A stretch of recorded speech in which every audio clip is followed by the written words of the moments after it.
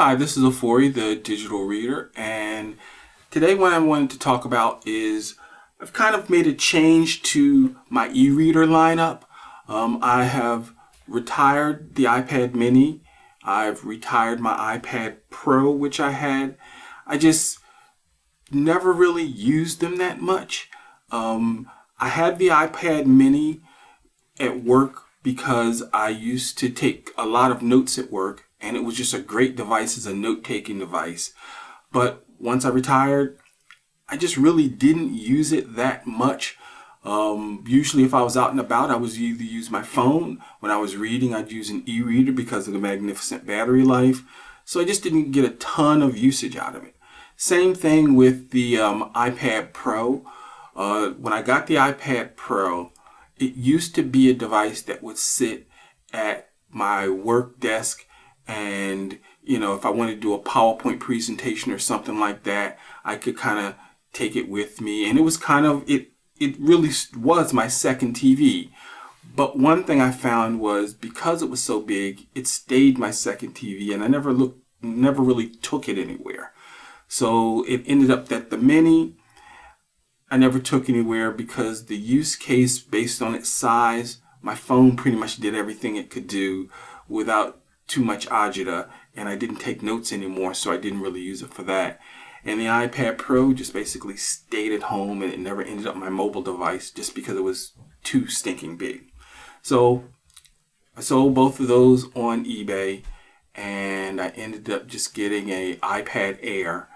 And the other reason why I made this decision is because I started reading comic books again, and I've been reading them on my iPad Pro, but whenever I went someplace I wouldn't take it because it was too big, but I still wanted to read comics.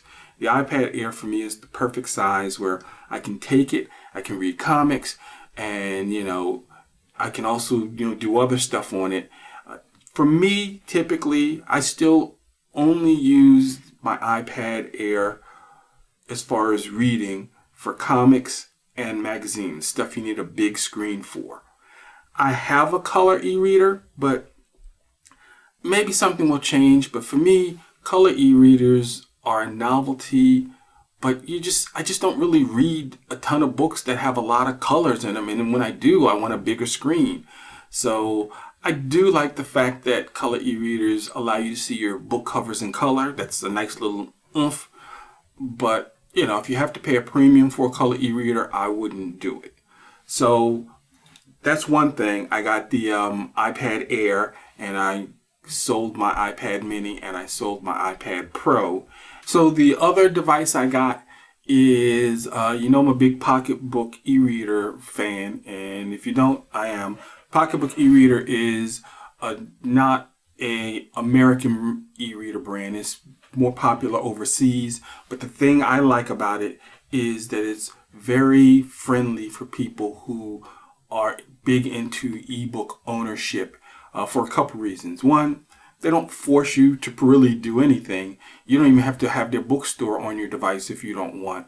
The other thing is their cloud, PocketBook Cloud. It's just basically a cloud service that you send your books up to, and then it syncs those books across all your devices. It doesn't convert them. There's nothing tricky about it. You don't have to put an app or a format.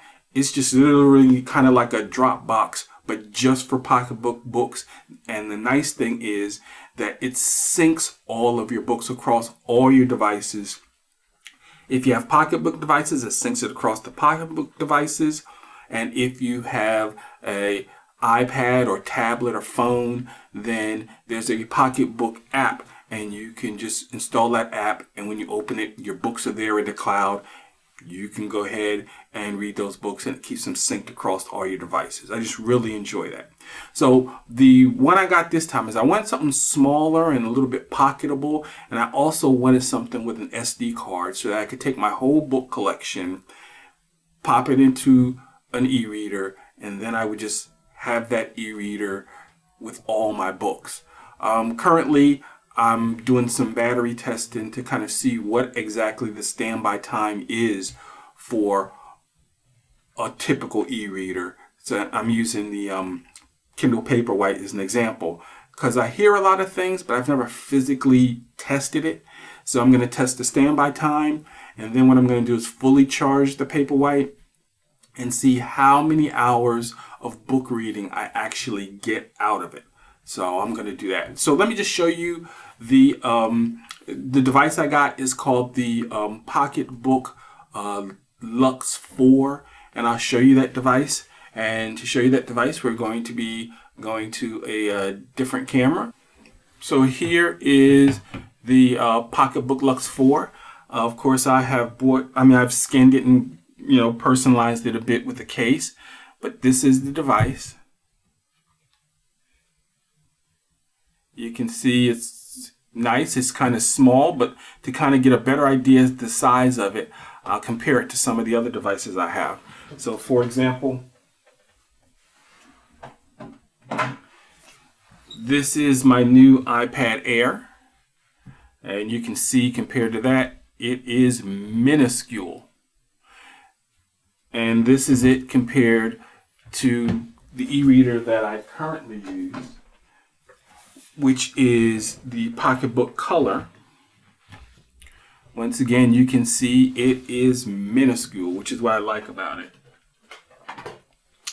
And just for some general context, here it is compared to a Kindle Paperwhite 2023 edition.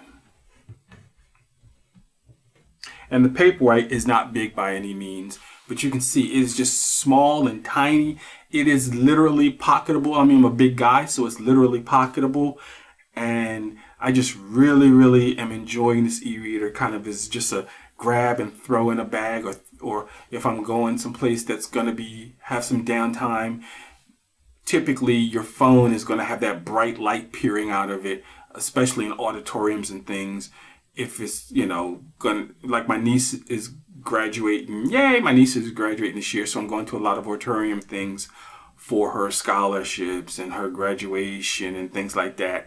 So pulling out a phone, there's like this big bright light, but with an e-reader, you can pull it out and you can adjust the light and even have no light if the auditorium is lit well enough, and just kind of read during those really slow down moments.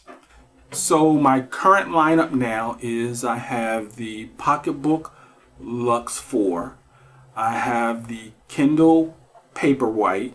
Like I said, I think mine is the 2022 or 23 edition, the basic one. I have the PocketBook InkPad 4, which is was their top of the line black and white device. I have the PocketBook Color, which is their top of the line e-reader device that doesn't have note taking. And then I have my iPad Air, and it is I believe it's the 4th generation, or the one that came out 2 years ago. So that's kind of my setup. I'll definitely let y'all know if that changes, but I'm really enjoying this. And the biggest thing I'm enjoying is because of the iPad Air's new size, I'm actually taking it out more, and like I said, reading more comic books. I thought I would really be diving into comic books, but really I find now I still read more superhero stories in prose books, whereas now I'm using the iPad Air to read comics, but non-superhero stories or older classic older classic comic books and comic strips. So I'm still getting enjoyment from it, but I realize now as I'm getting older that I love the comic book medium to tell non-traditional superhero stories more, where as far as reading and prose books, and also audiobooks. I like audiobooks and prose books, not prose books, but audiobooks and kind of like written books more for classic superhero tales of daring do. So this is a 40 digital reader, and keep reading.